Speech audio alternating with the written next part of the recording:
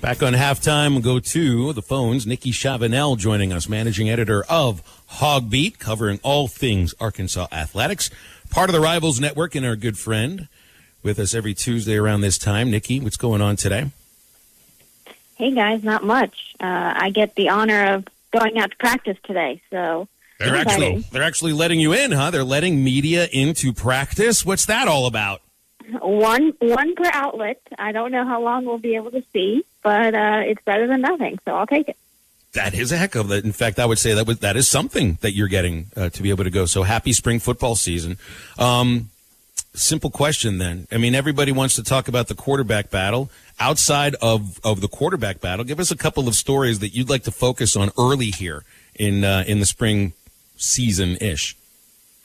Yeah, well, I think the defensive line and how that ends up shaking out over the spring and the fall is going to be something we're all talking about, because Jonathan Marshall and replacing him is such a big deal, and it's to the point where I don't think they can really truly replace him. They're just going to have to do something different, because he would take up, two guys and give the edge rushers a bit of a chance at the quarterback, but still not very much so. They're probably going to move to more 4 down and then rush more. So going to go see how those 2019 defensive tackles look now. I think that they're finally ready to, take that step. They're finally the size that they need to be. And he mentioned Torian Carter and Marcus Miller yesterday, so I want to see those guys. Yeah. Do you think linebackers might get involved in pass rush a little bit more? We talked scheme a little. It didn't look like they, were really too involved in it last year. I would assume a bit more, but then also, you could rush a safety, and I think that, a guy like Catalan is pretty good at that. So a lot of different things you can do, but he also talked about, they're going to have to get better in man coverage if they're going to be bringing more pressure up front. What about the running backs? Traylon Smith it's an easier choice to say Traylon Smith, I think, is going to be the starting halfback and get the bulk of the carries outside of maybe any other position. And they got a lot of young guys. I know TJ Hammonds is coming back, but maybe getting one of these younger running backs to emerge a little early might be big. I saw Rocket Sanders, is becoming a full-time running back. Yeah, so Sam Pittman is right. He's got quite a few options to choose from, but he's determined to find the guy, the guy that could be the bulk carrier of the group. And it sounded like when he was talking about how he's got some similar, smaller, quick athletes in, Traylon and Oglesby, who we haven't even seen in a game yet, and TJ Hammond. He mentioned, that guy, we got to get the ball in his hands more, because when we do, he's really good. I'm like, yeah, well, that's what people have been saying forever, but coaches still don't seem to actually do it. So I guess we'll see more of TJ Hammonds this year, but still going to wait for AJ Green to pop up, in the summer and the fall, and see if he can make noise there. But I think it's anyone's game, despite how well Smith played last year.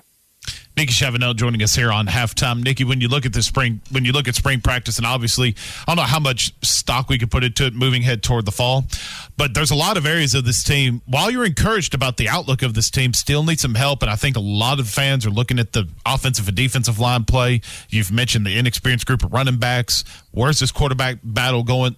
What's the biggest storyline for you that you're really ready to take a look at and really see what Sam Pittman and company are going to do about it? Well, you want to see the offense take a big step forward, because they return a lot of talent at the receiver position. But you hope that KJ Jefferson, as the guy that they mentioned as the current guy at starter, you hope that he can deliver for those talented wide receivers. And Pittman was talking about yesterday how they want to have more confidence in being able to run the ball on 3rd down, and that'll give them a bit better chance of converting, and then also depend on the running backs to be able to get you 4 yards on an early down, so you're not stuck in a deep hole. So just the overall offense taking a step forward because I think they have a lot of good pieces. Mm-hmm. Well, let's transition over to the basketball court. And for the past two segments, we've been talking about the player of the SEC Freshman of the Year, Moses Moody, Sixth Man of the Year, J.D. Notae. But we're while we're pumped up and excited and proud for both of those two kids, well-deserved honors, we're still a little bit irritated. We didn't see any Justin Smith, no Jalen Tate, no Coach Musselman for Coach of the Year. Phil posed a question to me, are you happy or are you a little bit more irritated, or do you find yourself right in the middle? What says you? Are you a little bit more excited this time around or a little bit more irritated? Well, it is very strange not to see more players named to the first and second team given how well the team has done versus the expectation. It doesn't make a whole lot of sense, but the thing with, Justin Smith or Jalen Tate, like those guys have only been in the conference for the one season, so maybe guys who've been around a little longer get a little bit of a leg up with name recognition and everything.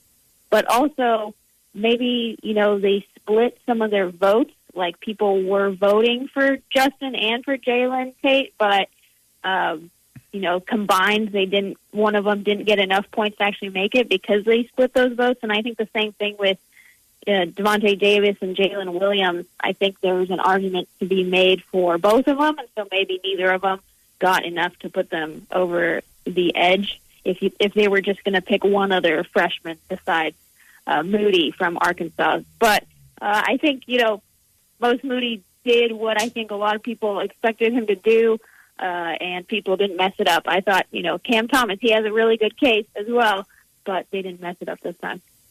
I'm really curious. I hope the guys don't take this too